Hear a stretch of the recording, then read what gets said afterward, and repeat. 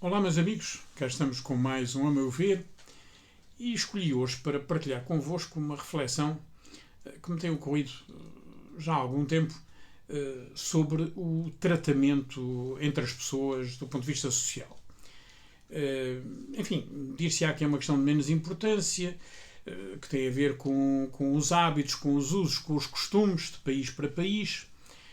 Mas a verdade é que isso ganha uma relevância diferente quando é utilizado nos média, em particular na televisão. Refiro-me ao tratamento por tu, por você ou na terceira pessoa, como é usual em português de Portugal. Eu sou de uma geração, naturalmente mais velha, que não tratava os pais por tu. Eu sempre tratei o meu pai por pai e a minha mãe, e não por tu. Hoje é normal as minhas filhas tratarem-me por tu. E aceito isso perfeitamente e digamos que é de alguma forma a prática generalizada nas famílias. Todavia, há 50 anos atrás isto não acontecia. Portanto, os usos, as práticas, elas evoluem com o tempo e também, naturalmente, se alteram. Há poucos dias recebi uma chamada de uma empresa da qual eu sou cliente, que me presta serviços, que me telefonou tratando-me por José. O José é para vender um serviço e eu confesso que não me senti muito confortável. Primeiro porque não sei com quem é que estou a falar, nem a pessoa me conhece nem sabe com quem está a falar. E não sabe a minha idade. Eu percebi pela voz que era um jovem e confesso que não me senti confortável. E creio que isto acontece a muitas das pessoas com quem partilho esta reflexão, pelo menos da minha geração, que estranharão um pouco esse tipo de hábito que se introduziu na sociedade portuguesa recentemente e que tem muito a ver com a projeção que os média, nomeadamente a televisão, dão a esse tipo de prática ou de hábito. Dir-se-á que é uma questão de menor importância, mas ela ganha importância, por exemplo, quando é tratada nos média. Assim, dou um exemplo. Há poucos dias, numa rádio, foi entrevistado talvez o nosso maior cientista português vivo e grande investigador, professor universitário, já jubilado, portanto uma pessoa com mais de 70 anos, e que era entrevistado por um jovem jornalista que o tratava pelo primeiro nome e com uma relação de proximidade e de intimidade um bocadinho até surpreendente, que deixou, percebi eu, e era na rádio, pela voz, o próprio professor um bocadinho desconfortável. Ora, em termos de prática e de boa educação, o que é aceitável ou normal é que, por exemplo, entre jovens, mesmo não se conhecendo ou estando a conhecer-se pela primeira vez, possam tratar-se por tu, em termos de idade. Quando um mais jovem se dirige a um mais velho, e com uma diferença etária substancial, que poderia ser seu pai ou até seu avô, normal é que o trate por senhor. É isso que manda a boa educação. São regras básicas de boa educação. Todavia, é cada vez mais frequente isso acontecer, por exemplo, na televisão, em relação a políticos, em relação a ministros, em relação a figuras do governo. E enquanto os franceses, por exemplo, mantêm o uso do Monsieur le Ministre quando entrevistam um ministro, ou Monsieur le Président quando entrevistam o presidente, e os ingleses de igual modo, e os americanos usam o Sir.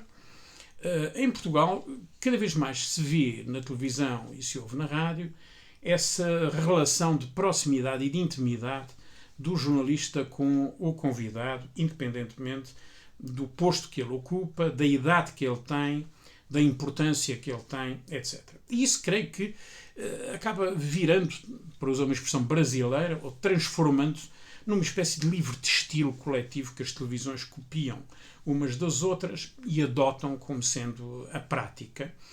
E influenciado talvez um bocadinho também pelo português do Brasil, no qual o você tem um sentido, por exemplo, diferente, eventualmente influenciado um pouco pelos americanos em algumas situações. A verdade é que este tipo de relacionamento e de proximidade, do meu ponto de vista, funciona, aliás, ao contrário, em termos do processo comunicacional.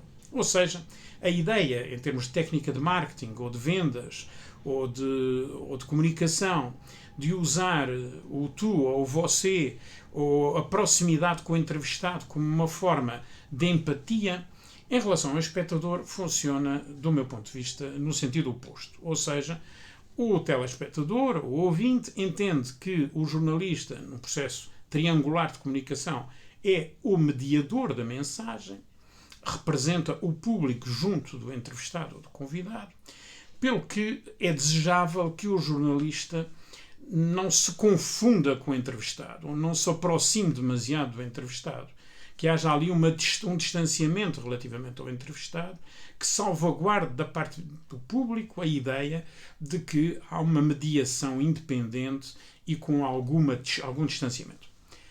Mas o contrário também é verdade. O contrário também, e é visível todos os dias, por exemplo, nos noticiários, que os políticos entrevistados, por exemplo, tratem os jornalistas pelo primeiro nome, ou muitas vezes por você, o que é incorreto. Você em português é usado quando há uma relação hierárquica, até de subordinação, ou seja, o você é muito usado quando alguém é inferior a outro, ou está numa posição inferior a outra, e ainda assim não é correto, não é?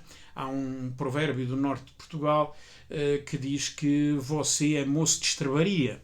Portanto, você não é um tratamento correto de forma alguma no português padrão. Mas os políticos tratam muito os jornalistas pelo seu próprio nome, ó fulano, ó João, ó Manuel, sabe? E pensando que ao tratarem dessa forma criam uma relação de proximidade que facilita a passagem da mensagem para o público. A meu ver, esse é um erro grave, grave da parte dos entrevistados, nomeadamente dos políticos, pensarem que a utilização de uma relação de proximidade ou de um tratamento de proximidade facilita a comunicação, e da parte do jornalista, quando trata o entrevistado com uma familiaridade ou uma proximidade demasiada, funciona ao contrário, na medida em que o público se afasta e pensa, afinal, eles são todos iguais, eles confundem-se nas suas funções. Isso é agravado naturalmente pela circunstância de que há 30 anos ou 20 anos a esta parte em Portugal, nós temos permanentemente nas televisões e nas rádios, mas mais na televisão, políticos enquanto comentadores da atualidade, analistas da atualidade, quase numa função que se aproxima de jornalista, na medida em que escalpeliza o assunto, analisa, fornece informação, dá primeiras mãos, dá caixas, etc. O que, a meu ver, é também errado do ponto de vista da defesa do papel do jornalista enquanto mediador. Portanto, tratamento por tu, por você ou na terceira pessoa não é só uma questão de educação, nem é só uma questão de conhecimento do uso da língua, que naturalmente difere de língua para língua. É também uma questão de facilidade ou dificuldade no processo de comunicação relativamente ao telespectador em televisão ou ouvinte da rádio. Era essa reflexão que eu queria partilhar convosco, seguro de que nestes tempos que poderão classificar que é uma tendência da modernidade, mas nesses tempos em que funciona muito o tu cá, tu lá no relacionamento social, talvez fosse bom tentarmos colocar as coisas no seu lugar, no sentido não só da boa educação, do uso correto da língua, mas da honestidade e da seriedade e da transparência e da eficácia do processo comunicacional.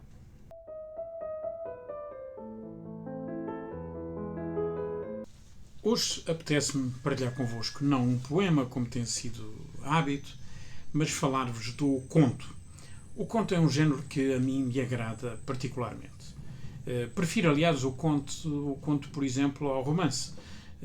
Enfim, há romances notáveis, mas o conto não só é mais curto, bastante mais curto, como ele, exatamente por ser mais curto e por ter normalmente um final inesperado, surpreendente, ele exige do escritor uma particular habilidade na utilização e no uso comedido da palavra e no efeito surpresa, normalmente, do seu final. E ainda me seduz mais aquilo que se chama, e que vulgarmente nos últimos anos tem sido cada vez mais procurado por leitores, o chamado microconto. Ou seja, um conto que na prática se reduz a uma frase ou duas frases, ou pouco mais do que isso. Então escolhi para partilhar convosco 2 ou 3 desses microcontos que me parecem extraordinariamente imaginativos e que apelam à nossa criatividade e imaginação. Um deles é de Kafka, de Franz Kafka, e é mesmo uma só frase. Diz assim: uma gaiola saiu à procura de um pássaro. Uma gaiola saiu à procura de um pássaro.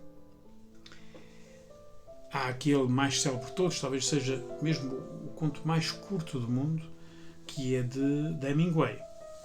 É também uma só frase. E é assim: vende-se sapatinhos de bebê nunca usados. Ou também este, aliás, de um escritor brasileiro, do qual eu gosto particularmente, que é de Carlos Seabra, que diz assim: o suicida era tão meticuloso que teve que refazer diversas vezes o nó da corda para se enforcar. Ou ainda um mais curto, também de um escritor brasileiro, que foi considerado um dos melhores contos brasileiros do século passado, de Augusto Monterroso, que é muito curto mesmo, é uma frase e diz assim: quando acordou, o dinossauro ainda estava lá. Até para a semana.